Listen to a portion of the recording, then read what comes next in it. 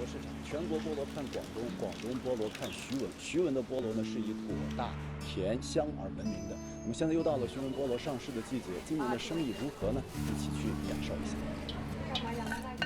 在广东徐闻县的菠萝种植基地，记者看到，农民们正在忙着采收菠萝。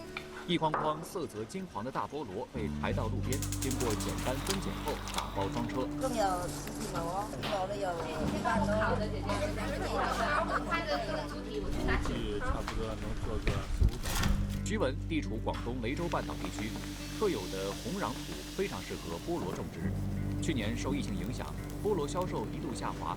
今年当地专门推出了徐闻博高铁专列，借助高铁速度推广品牌，将菠萝销售到沿线中西部城市。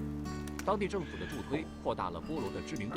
今年徐闻菠萝市场需求大增，春节期间菠萝田间收购价从原来的每斤1元多上涨到每斤2.8元至3元。应该说是30年以来呢，菠萝呢是今年这个是最高的，现在呢回落了。我係陳20，一個中意下廚嘅女仔。